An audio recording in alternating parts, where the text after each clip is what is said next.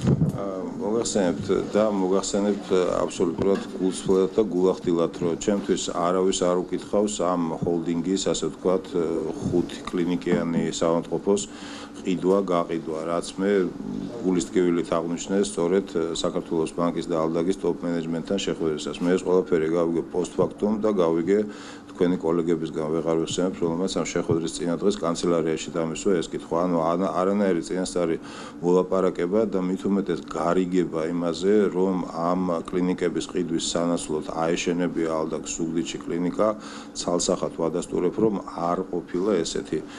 უფრო მეტიც ზუგდიდში კიდევ ერთხელ ვადასტურებ, რომ სახელმწიფოს ვალდებულება არის, რომელსაც აუცილებლად განახორციელებს. მე გუშინაც ვიყავი ზუგდიდში და ნახეთ კონკრეტულ დეტალებს გავდივართ უკვე, ანუ ეს ინფორმაცია ჩემთვის ძალიან სამწუხაროდ იმ მხრივ, რომ ეს მოხდა ჩემთან შეთანხმების გარეშე, ამ საავადმყოფოების გასხვისება, ანუ არ შეესაბამება რეალობას. ზუგდიდში კლინიკას აშენებს სახელმწიფო და არა კერძო კომპანია, მათ შორის საქართველოს ბანკი, ვადასტურებ ამას და გაყიდვაზე უკვე გითხარით, რომ პოსტფაქტუმ გავიგე, ვაღიარებ, ცუდია რომ მინისტრი პოსტფაქტუმ იგებს ამას, მაგრამ ეს არის ფორმალობა, როდესაც ეს იყო და რჩება კერძო საკუთრებად, ყიდულსაც და გამყიდულსაც შეუძლიათ ყიდვა-გაყიდვა განახორციელონ ისე, რომ არც კი შეეკითხონ ჯანდაცვის მინისტრს სწორედ ამ პრივილეგიით ისარგებლა ამ კომპანიამ.